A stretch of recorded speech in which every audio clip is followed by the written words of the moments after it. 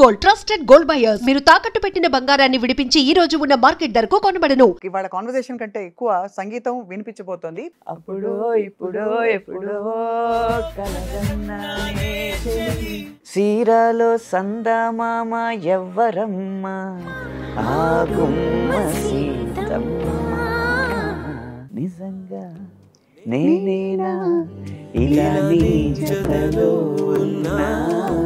Engineering మానేసి ఇండస్ట్రీలోకి వస్తున్నప్పుడు మా ఊర్లో ఎంత చేసినా మళ్ళీ 4-5 సంవత్సరాల కంటే ఎక్కువ ఉండదు కదా కెరీర్. ఇప్పుడు ఈ పాటలన్నిటికీ మహానుభావులు లాంటి సంగీత దర్శకులు మీకు ఫోన్ చేసి మాట్లాడినప్పుడు మీకు ఎలా అనిపిస్తుంటుంది ఆ టైంలో? ఫస్ట్ టైం రెహమాన్ గారిని కలిసినప్పుడు ట్యూన్ తీసుకోవడానికి వెళ్ళాను. అప్పుడు నేనంటే డోంట్ బి నర్వస్ అని ఆయనే. మీ పాట పాడేటప్పుడు సరిగా ఉచ్చరించలేదని చెప్పి కొంతమంది బాధపడిన సందర్భాలు ఉన్నాయి. అందరూ తెలుగువారి చేత పాడిస్తుంటే మరి ఆదరించట్లేదు. మిగిలిన భాషల్లో ఉన్నంత నాణ్యత మన తెలుగు భాష గాయకుల గొంతుల్లో కారణం మన పేరెంటింగ్ విధానం. ఎవరు చిన్నప్పటి నుంచి ఇటు గాయకుడు అవ్వాలని చెప్పి తన పిల్లల్ని పెంచట్లేదు. ముందు ఐఐటి కొట్టు లేకపోతే మెడిసిన్ కొట్టు. ఒక సంస్థ పేరు చేయితో స్టార్ట్ అవుద్ది, ఒక సంస్థ పేరు నాతో స్టార్ట్ అవుద్ది. వాళ్ళ టీవీలో ఓదరగొట్టే ర్యాంకుల ఇది వల్ల శ్రీరామ్ మీదే చాలా విమర్శలు వచ్చాయి ఆ మధ్య. మన విమర్శ మానిటైజ్ అయ్యేలా ఉండాలి. ఉత్తినే వచ్చి సలహాలు ఇస్తే కుదరదు. విలువలు తగ్గిపోతున్నాయండి. సరే, ఆ విలువలు పాటించినప్పుడు విపణిలో దాన్ని గెలిపించడం ఎలాగో కూడా సలహా ఇవ్వాలి. పాటకి 5 లక్షలు 6 లక్షలు 12 లక్షలు తీసుకుంటున్న గాయకులు ఉన్నారు. 40 లక్షలు తీసుకున్నాడు ఒక గాయకుడు. అది వైట్ ఎంతో తెలియదు, బ్లాక్ ఎంతో మనకు తెలియదు. ఫిల్మ్ ఫేర్ అవార్డు అందుకుంటున్న అనంత్ శ్రీరామ్ కి ఐ డ్రీమ్ అందిస్తోంది congratulations. Welcome to this very very special candidate conversation full of music. ఇవాళ కాన్వర్సేషన్ కంటే ఎక్కువ సంగీతం వినిపించబోతోంది. నాకు చాలా ఇష్టమైన, మా అందరికీ యాక్చువల్లీ చాలా ఇష్టమైన గేయ రచయిత అనంత్ శ్రీరామ్. ఇంత స్ట్రైట్గా పాయింట్కి ఎందుకు వచ్చానంటే, అనంత్ గారి గురించి చెప్పాలంటే తనకు మాట ఎంత ప్రధానమో తన ధారలో పాట కూడా అంత ప్రధానం. కాబట్టి తను రాసే అందమైన పొందుపరిచే మాటలకి ట్యూన్ కూడా అలాగే అల్లి చెప్పేస్తుంటారు మ్యూజిక్ డైరెక్టర్స్కి చాలా సందర్భాల్లో. ఇది నేను స్వయంగా చూశాను. సో అనంత్ శ్రీరామ్ గారి 2 దశాబ్దాల జర్నీలో ఎన్నెన్నెన్నో హిట్ పాటలు రాసిన విషయం తెలుసు. కానీ విశ్లేషణ, వివేకం, విచక్షణ అన్నీ ఉండే తన పాటల ప్రయాణం ఎటువైపో మరొక్కసారి వాళ్ళ తట్టి లేపి తెలుసుకునే ప్రయత్నం చేద్దాం. మిమ్మల్ని చూసి నాకు కూడా మంచి మంచి పదాలు వచ్చేస్తున్నాయి. పొంగి పొరుతుంది కవిత్వం. ఎలా ఉన్నారు అనంత్ గారు? బాగున్నానండి. మిమ్మల్ని చూడడం చాలా సంతోషం. ఎందుకో చెప్పనా, తాను నేను అని నా ఆల్ టైమ్ ఫేవరెట్. అంతకంటే ఫేవరెట్ పాట మళ్ళీ రాదని కూడా నేను డిసైడ్ అయిపోయాను. అవును, లేకపోతే నా హాలర్ ట్యూన్ మారేది కదా. అంతేగా, మీకు కూడా అంతేనా? నా కాలర్ ట్యూన్ 2016 నుంచి అదే. ఎప్పుడైనా దాన్ని దాటి రాద్దాం అనుకుని ప్రతిసారి ప్రయత్నిస్తున్నాను, విఫలం అవుతున్నాను, మళ్ళీ ప్రయత్నిస్తాను. నాకు ఈ పాటతో పాటు మీరు రాసిన పాటలన్నీ కూడా అర్థవంతంగా అర్థమయ్యేలా ఉంటాయి. అర్థవంతంగా లేకపోతే పాటకి సార్థకత లేనట్టే.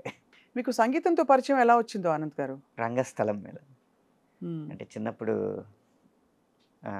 పౌరాణిక నాటకాలు అవి చిన్నపిల్లలుగా ఉండగానే వేస్తూ ఉండేవాళ్ళు. మా నాన్నగారు వేస్తూ ఉండేవాళ్ళు. హార్మోనీ వాయిద్యకారులు వాయిస్తున్నప్పుడు ఇది ఈ రాగం, అది ఈ రాగం అని మా నాన్నగారు చెప్తా ఉంటే ఆయనకు కూడా అలాగే వచ్చింది. ఆయన గురువు ఎవరు లేరు. ఆయన కూడా పద్యాలు రాగాల్లో కట్టి పాడుతూ ఉంటారు అన్నమాట. అలా అబ్జర్వేషన్ మీద కొద్దిగా 30 రాగాలు తెలుసు. అంటే మరి 30 రాగాలు తెలుసా? లైన్గా ఒక్కోటి అనుకుందాం. ఊరికే ఏ రాగాలు తెలుసు చెప్పండి. చాలా ఈజీగా చెప్పచ్చు. ముందు శంకరాభరణం తీసుకున్నాం, వైట్లు మొత్తం. శంకరాభరణం తీసుకున్న తర్వాత శంకరాభరణం నుంచి మోహన, సరిగా పదస, హంసధ్వని, సరిగా పనిస, శుద్ధ సావేరి, సరిమ పదస. అబ్బబ్బబ్బబ్బా, నాకు తెలిసిన రాగాలు మీకు తెలుసు. ఇది సగమదని నీలాంబర, శంకరాభరణం ఇందోడం పాడుతున్నారు. ఇందోడం చిన్నగా, శంకరాభరణమే చూస్తున్నాం మనం ఇప్పుడు మొత్తం వైట్. సగ కాదు సగప ధనిస ఒకటి ఉంది వలజి సగ పద ని సా చిన్నది సాని ద పగ సా వలజ కళావతి అలా ఇందులో గా మారితే మోహన్లో గా మారితే శివరంజని సరిగ పద సా సద పగరి సా శంకరాభరణంలోనే మా మారితే కళ్యాణి అబ్బో మీరు అసలు మొత్తం విద్వాంసులు అవ్వడానికి అన్ని లక్షణాలు ఉన్నాయి ఈ మీరు. 30 తెలిస్తే విద్వాంసులు ఎలా అవుతారు ఉన్నాయి 72 మేళకర్తలు మళ్ళీ దానిలోంచి పర్మిటేషన్స్ కాంబినేషన్స్ చూసుకుంటే వందల వేల రకాలు అయితే మంచి పరిజ్ఞానం ఉన్నట్టే అనంత్ గారు. సో పాటతో మీ ప్రయాణం అలా మొదలైందనమాట అయితే రంగస్థలం నుంచి. రంగస్థలం నుంచి మొదలైంది అంటే నాటకాలు వేస్తున్నప్పుడు పద్యాలు పాడుతున్నాం డైలాగులు చెప్తున్నాం ఈ రెండిట్లో పద్యం బాగున్నా చప్పట్లు కొడతారు లేకపోతే ఏదైనా డైలాగ్ బాగున్నా చప్పట్లు కొడతారు కానీ ఆ ఆర్టిస్ట్ కాదు కదా చెప్పేది ఆ డైలాగ్ ఇచ్చింది ఆ రచయిత ఆ పద్యం ఇచ్చింది ఆ రచయిత కదా అని నటన కన్నా రచన మీద ఎక్కువ మక్కువ వచ్చింది. ఆ రచనలో చూస్తే డైలాగ్ ఏమో దాంట్లో అంత కవితాత్మకత ఉండదు పద్యంలో ఉంటుంది కానీ ఎక్కువ మందికి అర్థం అవ్వదు. ఈ రెండిటికి మధ్య ఏంటి ప్రక్రియ మాటకి పద్యానికి మధ్య ప్రక్రియ పాట అని అనిపించి దాని మీదకి మొగ్గు చూపాను. మీరు రాసిన అందమైన పాటలు చాలా అందంగా గాయని గాయకులు పాడుతూ వచ్చారు కదా. మీ పాటని మీకు ఇష్టం వచ్చినట్టు పాడిన అందమైన గాయని గాయకులు గాయకులు అంటే అందమైన గొంతున్న అదే అంటే గాయని గాయకులలో అందమైన అంటే వాళ్ళ గొంతుకే ఆపాదించి బెస్ట్ గా మీ పాటల్ని అద్భుతంగా పాడే గాయకులు ఎవరంటే చెప్పగలుగుతారా ఫలానా వాళ్ళని? ఎందుకంటే ఎవరికి కంఠం వాళ్ళ శ్రేయా ఘోషాల్. శ్రేయా ఘోషాల్ గారు ఇప్పటికి ఆల్ టైమ్ ఫేవరెట్. ఆ పాటల్లో అదే తను పాడిన పాటల్లో మీకు ఇష్టమైన పాట మీ పాట వింటున్నావా? బాబా బాబా ఆ పాట అండి బాబోయ్ ఏంటండి ఏం పాట గుర్తు చేశారండి. ఆ ఫస్ట్ పార్ట్ వింటున్నావా వింటున్నావా ఎన్ని రకాలు వింటున్నావాలో ఆ పాట విని తరించిపోయిన సందర్భాలు ఎన్నెన్ని ఉన్నాయో నాకు నేను చెప్పలేను. మీ పాట రెహమాన్ గారి సంగీతం. అది తమిళ్లో మన్నిప్పాయ అని వస్తుంది. అప్పటికి నాకున్న లాజిక్ ప్రకారం సారీ థ్యాంక్స్ ప్లీజ్ ఇవి చెప్పితే కనుక ప్రేమ అవ్వదు వాటన్నిటికీ అతీతమైంది ప్రేమ అని చెప్పి తమిళ్లో మన్నిప్పాయ అని నేను తీసుకోలేదు. మళ్ళీ వింటున్నావా అనేదే నాకు అనిపించింది అనమాట. అప్పుడు రెహమాన్ గారు కూడా అడిగారు ఇందులో మన్నిప్పాయ ఎందుకు తీసుకోలేదని. మన తెలుగు క్లైమాక్స్ వేరు కదండి, క్లైమాక్స్లో కలిసిపోతారు హీరో హీరోయిన్లు, సో హ్యాపీ ఎండింగ్. తమిళ్లోనేమో విడిపోతారు కాబట్టి ఇంక విడిపోతున్నాం కాబట్టి ఇంకా ప్రేమ లేదు కాబట్టి ఇంకా సారీ చెప్పేయచ్చు. ఇప్పుడు కలుస్తున్నారు కాబట్టి అందులో సారీకి అంత ప్రాముఖ్యత లేదనిపించి వింటున్నావాగా మార్చుకున్నాను. ఇంకా వింటున్నావా పదం వచ్చిన తర్వాత ఎన్ని రకాలుగా వింటున్నావా అని అడగడానికి అన్ని రకాలుగా మన్నిప్పాయే మన్నిప్పాయే అని అలా వచ్చిందా? మన్నిప్పాయా మన్నిప్పాయా అని వస్తుంది. వింటున్నావా వింటున్నావా వింటున్నావా విన్నావే వేళ అంటే ఈ మీటర్స్ అన్ని మీకు ఆ టైంలో చెప్పి ఒరిజినల్ రెఫరెన్స్ ఇచ్చి రాయించారండి ఈ పాట? పాట విన్నాను, పాట విని ట్యూన్ ఇమ్మన్నాను. ట్యూన్ వర్షన్ ఉంటుంది కదా, తననా తననా తననే తననా తరే నానే తననే నానా మన్నిప్పాయా మన్నిప్పాయా అని ఇచ్చారు ట్యూన్. ఆ ట్యూన్కి రాశాను. One of your golden gems అండి ఈ పాట మాత్రం. అలాగా గోల్డెన్ జెమ్స్ అంటే బంగారు వజ్రాల. గోల్డెన్ జెమ్స్ అంటే బంగారులో పొందుపరిచిన వజ్రం. ఓకే, నాకు ఇంగ్లీష్ సరిగ్గా రాదు. నాకు ఇంతే ఇంగ్లీష్ వచ్చు కాబట్టి అలా సరిపెట్టుకుందాం. కానీ అనంత్ గారు మీకు వీటన్నిటితో పాటు ఇంత హృదయమైన పాటలు రాసే మీకు అద్భుతమైన చమత్కారం ఎక్కడి నుంచి వచ్చింది? గోదావరి. ఓ అంతేగా. ఎందుకంటే నిజంగా ఇప్పుడు మీరు మిడిల్ ఈస్ట్ మ్యూజిక్ విన్నారనుకోండి, ఎక్కువ సింధు భైరవ్ రాగంలో తారాస్థాయిలో హమ్మింగ్స్ లాగా అనిపిస్తూ ఉంటుంది, అంటూ ఉంటుంది కదా. ఎందుకంటే మిడిల్ ఈస్ట్లో పంటలు అనేవి మృగ్యం, నీరు ఎప్పుడో కానీ దొరకదు. ఏదో ఆ ఖర్జూరం ఈత తింటా ఆ టైంలో అలా బతికేవారు కదా. వాళ్ళకి సరైన ఆహారం దొరకడమే కష్టం. దొరికిన ఏదో ఆ ఒంటెలను చంపుకుని ఆ మాంసాహారం తింటా రుచికరమైన ఆహారం అనేది వాళ్ళకి చాలా అరుదు. సో ఆకలి బాధలు ఎక్కువ ఉంటాయి. ఆ సంగీతం కూడా అక్కడ అలాగే ఉంటుంది. గోదావరి ఉంది, ముఖ్యంగా మా కడుపు నిండిన బేరం మాదైతే. డబ్బు ఉండదేమో కానీ అన్నానికి లోటు ఉండదు. ఇప్పుడు కడుపు ఖాళీగా ఉందనుకోండి, దాని ఒక్కదాని మీదే దృష్టి ఉంటుంది. కడుపు నిండాక 100 వాటిల మీదకి వెళ్తుంది దృష్టి. అందులో కొంచెం కారం కూడా లోటు లేనప్పుడు ఎటకారం ఒకటి బయటకు వస్తుంది. సో కారం, ఎటకారం, మమకారం అన్నీ ఎక్కువే మీకు, అంతేగా గోదావరి జిల్లాలో. సో మీరు రాస్తూ వచ్చిన పాటల్లో మీకు బెస్ట్ కాంప్లిమెంట్స్ అందిన పాట ఏది అంటే తాను నేనువే కదా. అన్ని రెహమాన్ గారి పాటలే మీకు ఎక్కువ కుదురుకున్నాయనొచ్చా? అలా ఏం లేదండి. ఇప్పుడు ఎటో వెళ్ళిపోయిన మనసు సినిమా ఉంది కదా, ఇళయరాజా గారిది. అది మ్యూజిక్. ఒక పాటకి నంది అవార్డు, ఒక పాటకి ఫిల్మ్ఫేర్ అవార్డు, ఒక పాటకి బిగ్ మ్యూజిక్ అవార్డు, అలా వేరు వేరు పాటలకు వచ్చినాయి. ఒకే పాటకి చాలా అవార్డులు వచ్చే సందర్భాలు ఉంటాయి కానీ ఒకే సినిమాలో వేరు వేరు పాటలకి మంచి మంచి అవార్డులు రావడం అనేది అరుదుగా ఉంటుంది అన్నమాట. ఇప్పుడు ఈ పాటలన్నిటికీ మహానుభావులు లాంటి సంగీత దర్శకులు మీకు ఫోన్ చేసి మాట్లాడినప్పుడు మీకు ఎలా అనిపిస్తూ ఉంటుంది ఆ టైంలో? అంటే ఒక నర్వస్నెస్ ఉంటుంది, కొంత ఒక అలజడి. ఇప్పుడు లేదేమో కానీ అప్పుడు కాళ్ళు వణుకుతాయండి. వణుక్కుండా ఎందుకంటే అసలు ఫస్ట్ టైం రెహమాన్ గారిని కలిసినప్పుడు ట్యూన్ తీసుకోవడానికి వెళ్ళాను. అప్పుడు నేనంటే డోంట్ బి నర్వస్ అని ఆయనే సముదాయించారు. ఇళయరాజా గారి దగ్గరికి వెళ్ళినప్పుడు కాళ్ళు వణకడం కూడా కాదు, మొత్తం బొట్టనేల దగ్గర నుంచి తల వరకు మొత్తం బీసిపోద్ది.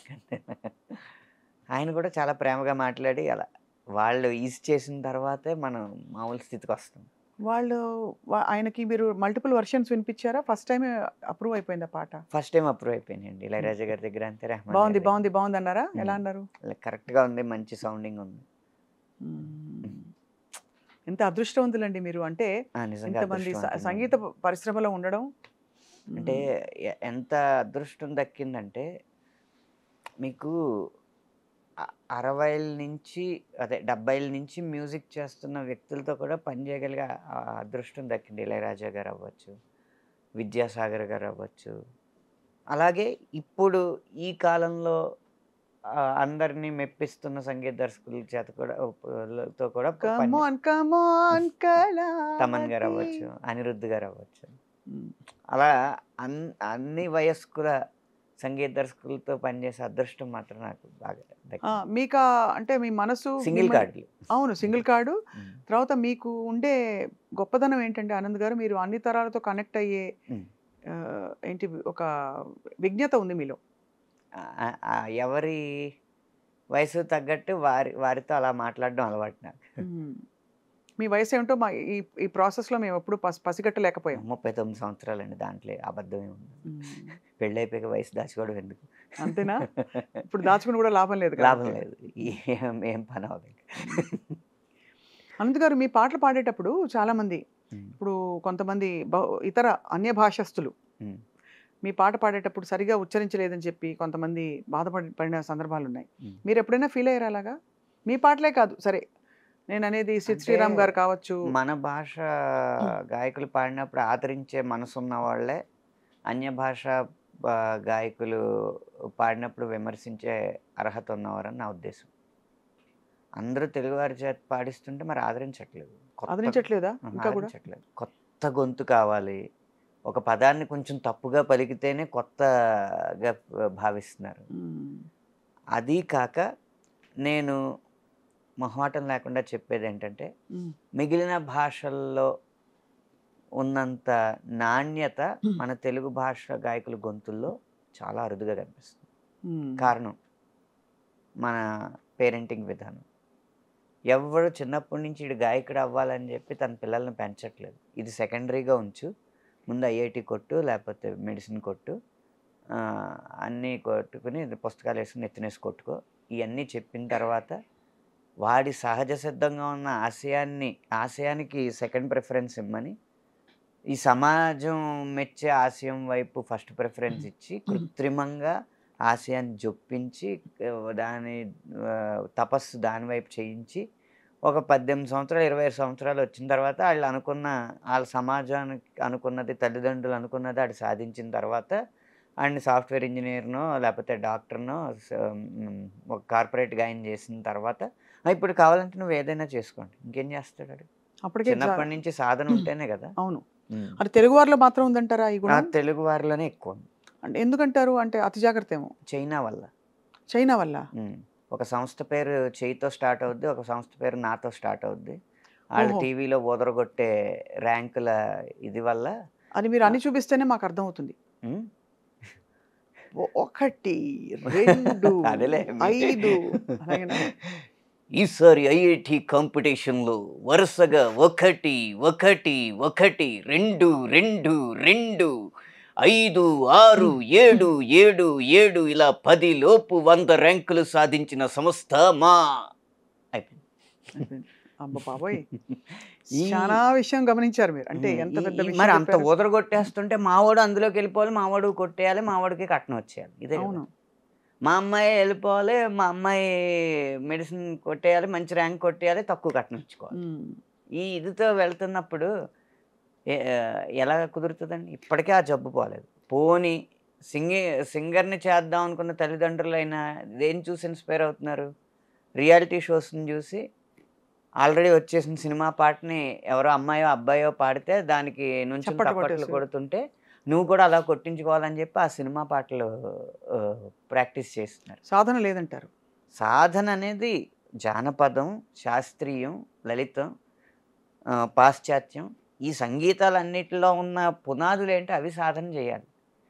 మన జీవితంలో నేర్చుకున్న కళని, మన జీవితంలో ఎదురైన అనుభవాల్ని క్రోడీకరించి కలగలిపి మనదైన కళ బయటికి తీస్తే అది సినిమాకు ఉపయోగపడుతుంది. కానీ సినిమాలో వచ్చేసిన వాటి ద్వారా నేర్చుకుని మళ్ళీ సినిమాల్లో పైకి వద్దామంటే అది అవ్వదు. ఎప్పుడు మన ఒరిజినాలిటీ ఉంటేనే కదా సినిమాలో ఒక ప్రత్యేకత ఉంటుంది. కరెక్ట్, అంతేగా. పెంచిల్ దాస్ గారి పాటలు ఉన్నాయి, ఎందుకు నచ్చినాయి? ఆయన మట్టి వాసనని ఆ పాటల్లో జొప్పించగలిగారు కాబట్టి. అవును. కాసుల శ్యామ్ గారి పాటలు ఎందుకు నచ్చుతున్నాయి? తెలంగాణ సంస్కృతిని కమర్షియలైజ్ చేయగలిగారు కాబట్టి. అలా మన జీవితంలో అనుభవాలని సినిమాకి ఇవ్వాలి, కానీ సినిమా ద్వారా మనం అనుభవం పొందకూడదు. అవును. అది గమనించకుండా రియాలిటీ షోస్ని టార్గెట్గా పెట్టి అందులో సెలెక్ట్ అవ్వకపోతే ఏడుపులు పెడబబ్బులు పెట్టుకుని చేస్తున్నారు తప్పితే మూలాన్ని గమనించట్లేదు. ఇలాంటి వాతావరణంలో తెలుగులో గొప్ప గొంతులు వస్తాయని ఎలా ఎక్స్పెక్ట్ చేస్తాం?